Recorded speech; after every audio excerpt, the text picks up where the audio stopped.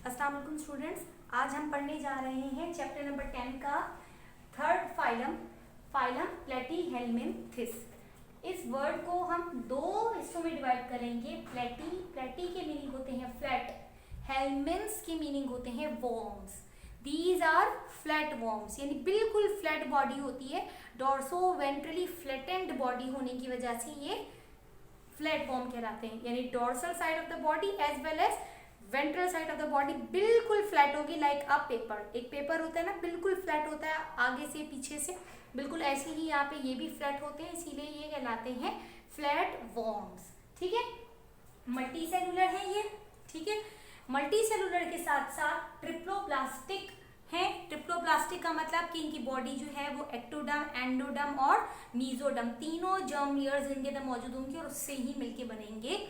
इसके बाद bilateral symmetrical है, यानी इनको हम इक्वली टू हाफ्स में, फ्रॉम राइट प्लेन और फ्रॉम लेफ्ट प्लेन, हम इनको इक्वली टू हाफ्स में डिवाइड कर सकते हैं। ऑर्गन ग्रेड ऑफ ऑर्गेनाइजेशन, इससे पहले हमने दो फाइलम पढ़े। पहला फाइलम हमने पढ़ा था फाइलम पॉरीफेरा, वहां पे सेलुलर ग्रेड ऑफ ऑर्गेनाइजेशन थी। फिर हमने फाइलम नाइगेरिया पढ़ा, वहां पे टिश्यू ग्रेड ऑफ ऑर्गेनाइजेशन थी। This is the first phylum having organ grade of organisation. लेकिन यहाँ ऑर्गन ग्रेड ऑफ ऑर्गेनाइजेशन में ऑर्गन्स बहुत ज़्यादा वेल डेवलप आपको नहीं मिलेंगे, क्योंकि ये ऑर्गन ग्रेड ऑर्गेनाइजेशन रखने वाले ऑर्गेनिजम्स में से, फाइलम में से पहला फाइलम है। तो it is the simplest one, सबसे सिंपल है, जिसमें पहली मरतबा ऑर्गन पाया जाएगा। लेकिन बहुत ही सिंपल तरीन जो है वो इसमें ऑर्गेनिजम्स पाए जाते हैं। नेक्स्ट इन्होंने क्या बताया, हमने क्या बताया कि डॉर्सो वेंट्रली फ्लैटेंड बॉडी, यानी डॉर्सल साइड और वेंट्रल साइड दोनों साइड से बिल्कुल फ्लैट बॉडी होगी। एसिलोमेट्स होंगे, हम ऑलरेडी पढ़ चुके हैं कि जब बॉडी कैविटी एब्सेंट हो, विदाउट बॉडी कैविटी हो, तो ऐसे लिविंग ऑर्गेनिजम्स को हम एसिलोमेट कहते हैं। यानी इनके अंदर एक्टोडर्म, एंडोडर्म और मीजोडर्म के दरमियान में कोई फॉल्स बॉडी कैविटी या ट्रू बॉडी कैविटी या किसी भी किस्म की कोई बॉडी कैविटी डेवलप नहीं हुई। हमें मिलेगा नंबर 1 गट, गट के बाद मिलेगा एंडोडर्म, फिर हमें मिलेगा मीजोडर्म और फिर हमें मिलेगा एक्टोडर्म। किसी किस्म का कोई भी यहाँ पे बॉडी कैविटी डेवलप नहीं हुई। नेक्स्ट सिंपल एलिमेंट्री कैनाल है इनकी। ठीक है, और एलिमेंट्री कैनाल में जो ऑर्गन्स होते हैं वो इनके पास है mouth, pharynx and branch intestine. ये बेसिकली हम इसमें प्लेनेरिया में देख सकते हैं, माउथ, फेरिंग्स और ये ब्रांच इंटेस्टाइन। ठीक है, ये मैंने हल्का सा स्ट्रक्चर बनाया है, प्रॉपर डायग्राम नहीं है ये, क्योंकि आपको भी यहाँ पे प्रॉपर डायग्राम ऐसा बनाने की नीड नहीं होती है। तो सिंपल एलिमेंट्री कैनाल है इनके पास, और ज़्यादातर क्योंकि इनमें पाए जाने वाले ऑर्गेनिज्म जो है वो पैरासिटिक है। ऐसा नहीं है कि सारे पैरासिटिक है, इनमें फ्री लिविंग भी है, लेकिन इनमें ज़्यादातर पैरासाइट पाए जाने वाले हैं। तो पैरासाइटिक वालों में तो एलिमेंट्री कैनाल टोटली एब्सेंट है, क्योंकि उनको डाइजेस्ट वो ऑलरेडी ज़्यादातर हमारी बॉडी में ऐसी जगहों पे रहते हैं जहाँ इनको बना बनाया फूड मिलता है। तो बना बनाया फूड, इनको डाइजेस्टेड फूड जब मिल रहा है तो इनको फूड को डाइजेस्ट करने की ज़रूरत नहीं है, डायरेक्टली उसको इंटेक कर लेते हैं, इसीलिए उनके अंदर एलिमेंट्री कैनाल टोटली एब्सेंट होती है। और जो फ्री लिविंग है उनमें एलिमेंट्री कैनाल प्रेजेंट होगी, और उस एलिमेंट्री कैनाल में होगा mouth, pharynx and branch intestine. Sorry, आगे इसके बाद क्या कह रहे हैं कि excretory system consist of a branch system of tubules called protonephridia. ये पहली मर्तबा है किसी फाइलम में, पिछले दो फाइलम के बाद तीसरे फाइलम में, कि यहाँ पे ऑर्गन डेवलप होगा which is called the flame cell which helps in excretion. और ये ऑर्गन किस तरीके का है, ये ऑर्गन ट्यूब लाइक है, बल्ब लाइक है, और उसमें ऊपर की तरफ सीलिया मौजूद है। मैं यहाँ पे बना के दिखा देती हूँ आपको, कुछ इस तरीके का ऑर्गन होगा। यहाँ पे टफ्ट ऑफ सीलिया होंगे, और ये टफ्ट ऑफ सीलिया के मूवमेंट के थ्रू, ओलंपिक में आपने देखा होगा, ओलंपिक्स में जो मशल कहते हैं उसको, पता नहीं, याद नहीं आ रहा मुझे क्या कहते हैं एग्जैक्टली। तो जिस तरह से वो होता है बिल्कुल ऐसे ही यहाँ पे ये सीलिया जो है वो मूव करते हैं, और इनकी मूवमेंट के थ्रू, इनकी बीटिंग मूवमेंट के थ्रू जो है वो एक्सक्रीटरी मटेरियल और वेस्ट मटेरियल और टिश्यू फ्लूइड ये सेपरेट आउट होता है। तो वही वाली बात कि excretory system consist of a branch system of tubules called protonephridia, यानी इनका पूरा एक कनेक्टेड यूनिट कनेक्ट हो जाएगा और वो प्रोटोनेफ्रिडिया कहलाएगा। And these tubules and in a bulb like cells called the flame cells containing cilia, कि इसमें सीलिया मौजूद होती है। ये जो सेंटर में मैंने बनाया ये टफ्ट ऑफ सीलिया ही है। Yes, flickering flame of Olympics की तरह जो है ये सीलिया मूव करते हैं, फ्लिकरिंग फ्लेम ऑफ ओलंपिक्स की तरह।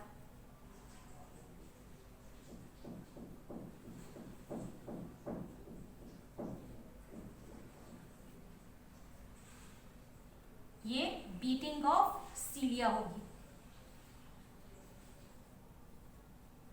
ठीक है जी, नेक्स्ट आगे चलते हैं। आगे इन्होंने बताया कि ज्यादातर ये लोग हर्माफ्रोडाइट है। मैंने हर्माफ्रोडाइट कल भी आपको डिस्कस करके बताया था, मतलब आई मीन जिस दिन पॉलीफेरा पढ़ाया था उस दिन भी बताया था। हर्माफ्रोडाइट आर बाइसेक्सुअल, यानी मेल और फीमेल रिप्रोडक्टिव सिस्टम मोनोइशियस यानी एक ही हाउस में मौजूद होगा, और वो क्या कहलाएगा, हर्माफ्रोडाइट। तो ज्यादातर ये हर्माफ्रोडाइट है और इनकी लाइफ साइकिल काफी कॉम्प्लेक्स होती है, सेवरल स्टेजेस से गुजरती है, और कभी कभार इनकी लाइफ साइकिल में एक से ज्यादा 2 होस्ट भी होते हैं। At that time they are said to be digenic, और अगर एक होस्ट होगा तो कहलाएंगे मोनोजेनिक। तो इसके बाद नेक्स्ट पॉइंट पे देख लेते हैं कि और लेकिन इनका जो है वो reproductive system very very well develop होता है, बहुत तेजी से ये ग्रो करते हैं और बहुत तेजी से ये रैपिडली जो है वो मल्टीप्लाई करते चले जाते हैं अपने आप को। रूडिमेंट्री नर्वस सिस्टम है, बिल्कुल डिफ्यूज नहीं है nervous system, centralise nervous system है, लेकिन रूडिमेंट्री है, very very well develop nervous system नहीं है इनका, बहुत ही रिड्यूस्ड नर्वस सिस्टम है इनका। सर्कुलेटरी सिस्टम और रेस्पिरेटरी सिस्टम एब्सेंट है, यानी सारा काम फिर किसके थ्रू होगा, डिफ्यूजन के थ्रू होगा, क्योंकि ये दोनों सिस्टम के लिए कोई ऑर्गन, कोई टिश्यू, कोई सेलुलर पाथवे इनके पास अवेलेबल नहीं है, स्पेसिफिकली नहीं अवेलेबल है। सिंपल काम ये किसके थ्रू करेंगे, थ्रू डिफ्यूजन।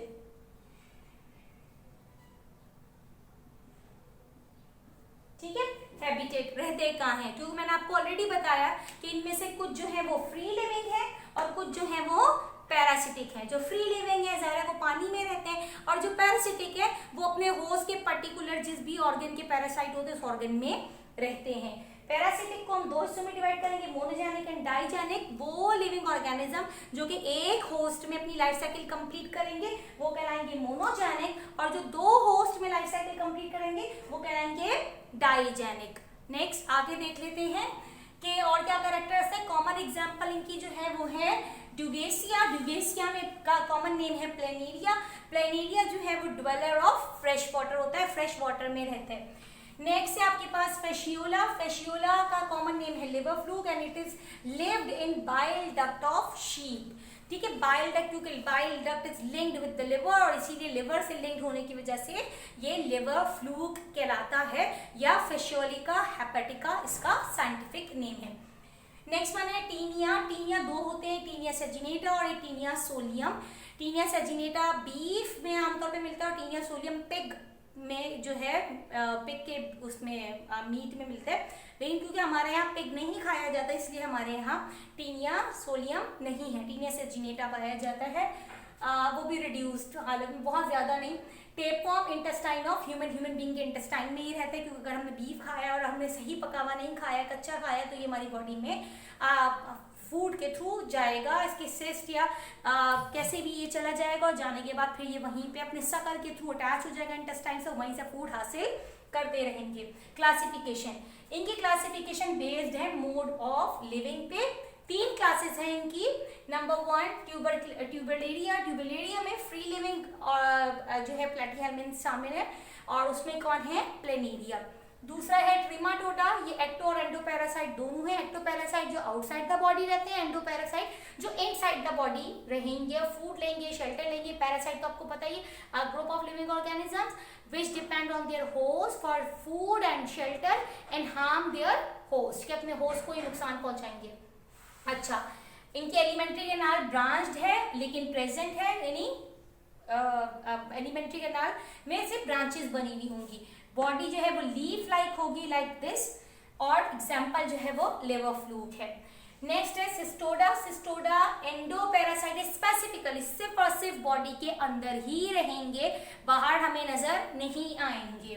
ठीक है, एलिमेंट्री कैनाल इनकी टोटली एब्सेंट है, नहीं होती एलिमेंट्री कैनाल, क्योंकि जाहिर है इंटेस्टाइन में रह रहे, बना बनाया फूड मिल रहा है, कोई जरूरत ही नहीं है इनको फूड को प्रिपेयर करके उसको डाइजेस्ट आउट करने की। ठीक है, नेक्स्ट है ये बॉडी जो है वो इनकी रिबन लाइक है, देख लीजिए इस तरीके की, और एग्जांपल है टेपवर्म। तीनों की मैंने एग्जांपल डायग्राम बनाई हुई है। This one is a planaria, this one is is liver fluke और ये टेप फॉर्म। इसके बाद फाइलोजेनी, फाइलोजेनी यानी इनका क्या कहते हैं एवोल्यूशनरी पॉइंट ऑफ व्यू से किससे बिलोंग करते हैं। तो एवोल्यूशनरी पॉइंट ऑफ व्यू से they are evolve from coelenterate, और सीलेंट्रेट में जो प्लैन्युलर लार्वा पाया जाता है उनसे माना जाता है कि ये इवॉल्व हुए हैं। जल्दी से एक मरतबा गो थ्रू करेंगे हमने क्या क्या कैरेक्टर्स पढ़े।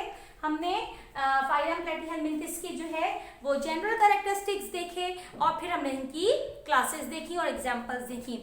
एक क्वेश्चन इनका बहुत ही ज्यादा पूछा जाता है कि what are the parasitic adaptations of Platyhelminthes, कि प्लैटीहेलमिंथ्स ने आखिर ऐसा क्या किया कि इतने सक्सेसफुल पैरासाइट के तौर पे ये जो है वो दुनिया में जाने लगे।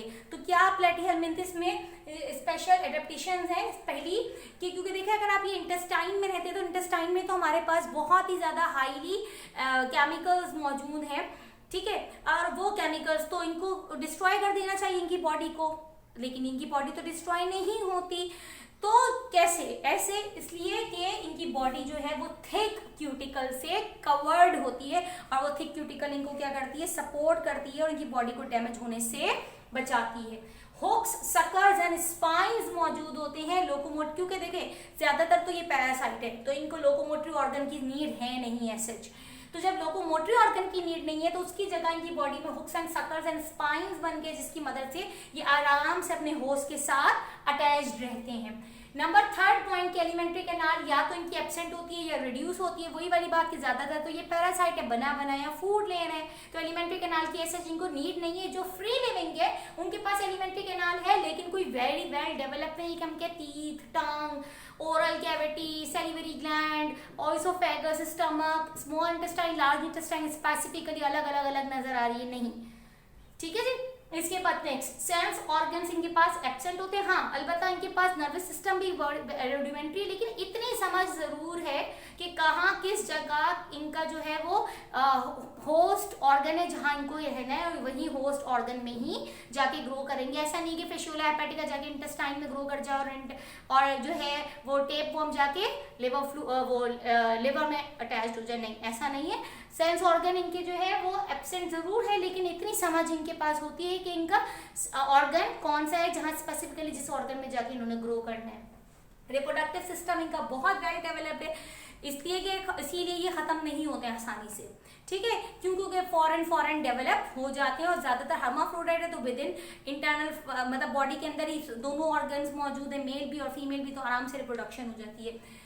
बर्थ रेट भी इनका बहुत ज़्यादा हाई है, इसीलिए बच्चों में हमें जो है वो बहुत एहतियात करना पड़ता है, उनको बार बार जो है वो डोज देने पड़ते हैं कीड़ों की दवाई के, क्योंकि इनके अंदर फॉरेन ही टेंडेंसी है ग्रो कर जाने की।